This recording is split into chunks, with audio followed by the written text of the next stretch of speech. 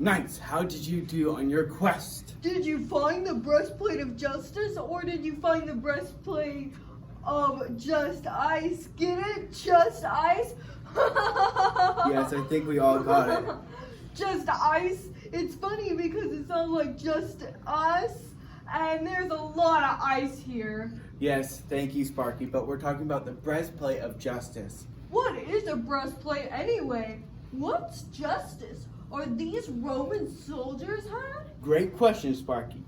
Yes, these are all metaphors, things that are familiar that help us understand something unfamiliar. Paul, the writer of Ephesians, used breastplate as a metaphor. Remember, there were a lot of Roman soldiers around, and people would understood what he was saying. Breastplate was the main part of a Roman soldier's armor. It would protect the important parts of the body like the heart and the lungs. When we talk about justice, we might mean someone either getting a reward or a punishment for something that they had done. So when David defeated Goliath, that was justice? Yes, God rewarded David for trusting in God. Last time we found the belt of truth, and this time we found the breastplate of justice.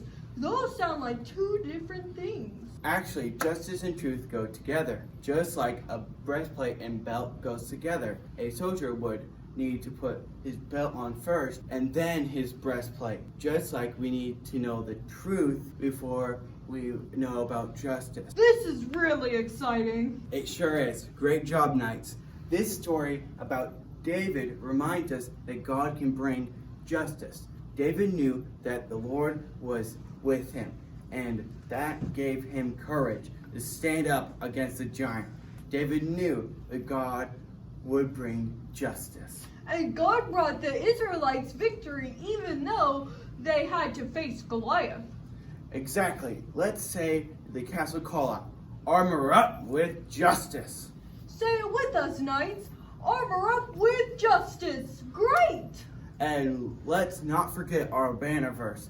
Be strong in the Lord and the strength of his power. Before we go, let's say a closing prayer together. Today, we learned how God stood with David all those years ago. We know that God stands with each of us today. Before I say goodbye, let's join together in a prayer.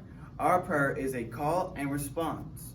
I will say my part and you'll respond by saying, God is standing with me. God is always there. Let's try your part one time. God is always with me. God is always there. Great. Let's pray. In the morning, warm and bright, in the middle of the night. God is always with me. God is always there. When my heart is full of song, when I put my shoes on wrong. God is always with me. God is always there. When I'm leading in the race and when I'm running in last place. God is always with me. God is always there. In my classroom, church, or home, with my friends or on my own. God is always with me. God is always there. Amen.